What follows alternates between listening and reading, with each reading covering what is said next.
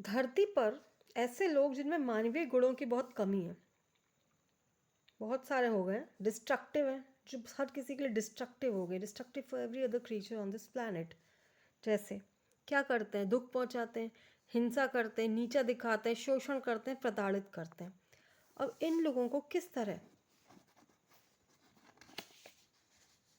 अब किस तरह इन पर क्या करा जाए? तो आज मैंने एक चार्ट बनाया जिसमें मैंने बताया कि कैसे हम इनको ठीक कर सकते हैं। पहला, जो थोड़े कड़वे हैं ना, थोड़े जिनमें थोड़ी थोड़ी बुराइयां हैं, थोड़े थोड़े, उनको हम साइकोलॉजिकली प्रेशर डालकर उनको ठीक कर सकते हैं। मतलब जैसे स्टोरी टेलिंग, जैसे मॉरल स्टोरीज होती हैं, या एक मूवीज जिसमें मॉरल मॉरल दिखाया जाए कि अच्छा क्या सही है, क्या गलत, धर्म अधर्म, और अधर्म करने से क्या दुष्परिणाम हो सकते हैं, ये सब दिखाने से ये होगा साइकोलॉजिकल प्रेशर। ये इन पर असर करेगा जो थोड़े कड़वे हैं। अब जो हो गया जो ज़्यादा कड़वे हैं, उनको कठोर दंड देकर।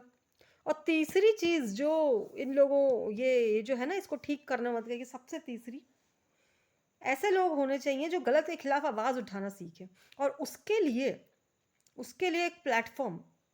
एक ऐसा प्लेटफॉर्म जहाँ वो अपने रजिस्टर कर सके और क्विक जस्टिस दिया जा सके, बिकॉज लाइफ इज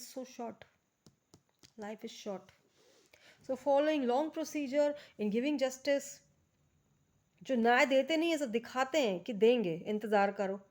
तो इस तरह से वो खुद भी उलझे हैं और सबको उलझा रखा है। So quick justice on the basis of psychological decisions. आप सोचेंगे ये क्या है साइकोलॉजिकल डिसीजंस, मैं बताऊंगी आगे। And not on the basis of proofs and witnesses. Why? Because if a criminal does not leave a proof, is he not a criminal?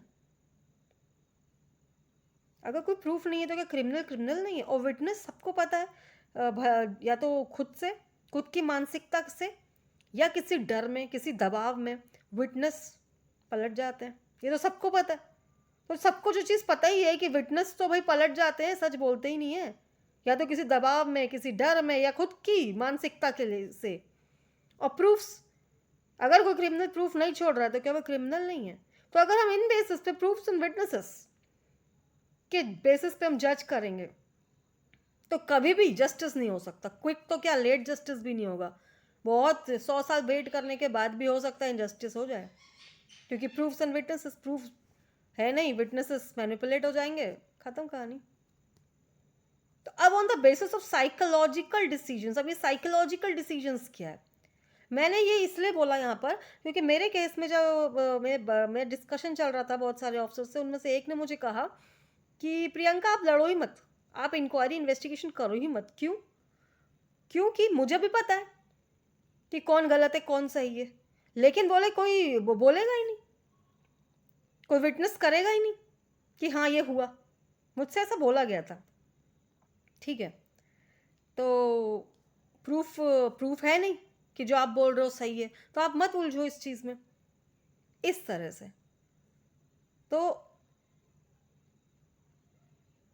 इसका मतलब ये है कि अगर हमें पता भी है ना कि कोई गलत है, किसी का स्वभाव ये कर सकता है, मतलब हम अपने साइकोलॉजिकल, अपने दिमाग से, हमारी बुद्धि हमें बता भी रही है ना कि हाँ ये गलत है, ये हो सकता है और ये गलत है, फिर भी हम उसको दंड नहीं दे रहे हैं, बिकॉज हम इन दोनों पे उलझे हुए हैं, प्रूफ्स एंड विटनेस, सिर्फ इन दोनों पे उलझे हुए हैं। इसलिए इसमें क्या होता है, जो एक गलत काम करने वाला बच जाता है, और जो गलत नहीं होता उसे प्रॉपर न्याय नहीं मिल पाता है।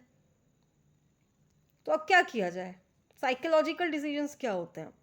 मैं एक एग्जांपल देना चाहूँगी।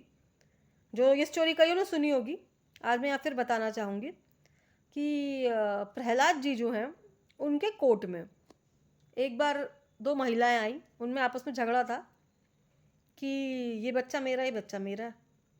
तो प्रहलाद जी ने तुरंत बोला कि ऐसा करो कि इस बच्चे को बीच से काटो और दोनों को आधा आधा दे दो।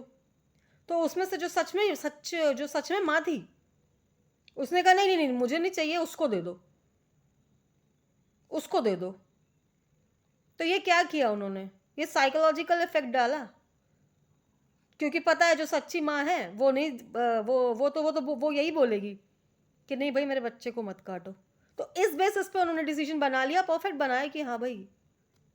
अब ये बहुत ही इम्प्रैक्टिकल लग सकता है, लेकिन यकीन मानिए प्रूफ्स एंड विटनेसेस कारगर नहीं है जस्टिस देने में। तो आई होप ये चीज़ समझ आई होगी। Thank you.